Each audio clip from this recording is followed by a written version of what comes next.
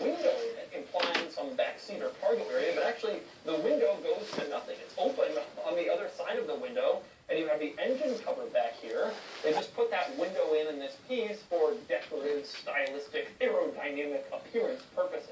Now, next up on the outside of this car, I want to move on to a flaw of the Fiero. One of this car's biggest drawbacks is the fact that all Fieros were fixed-roof coupes.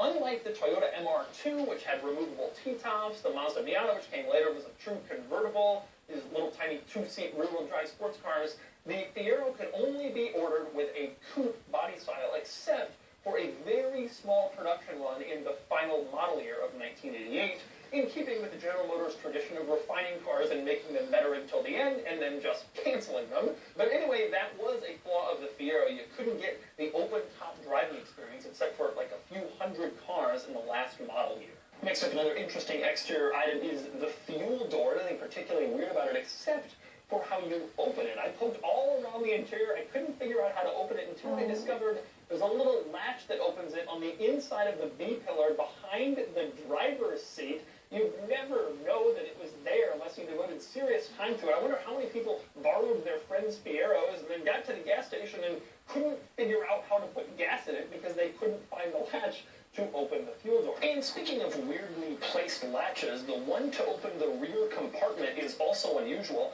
In a lot of cars, it's a latch in the door jamb, not in the Fiero. It's a little button to the right of the steering wheel, and you push it, and this unlatches. Strangely enough, you push it in the wrong direction, because there's a little diagram of a car with its rear lid open. If you press that, nothing happens. You have to push it in the opposite direction, and then it will release this rear compartment, and then you can open it right up, and you can see the Fiero's glorious engine, the big V6 with 140 horsepower. I have to admit, I love how this engine looks. The red painted engine that says Fiero on the top. I think this is one of the coolest looking engines in any car that I've ever reviewed.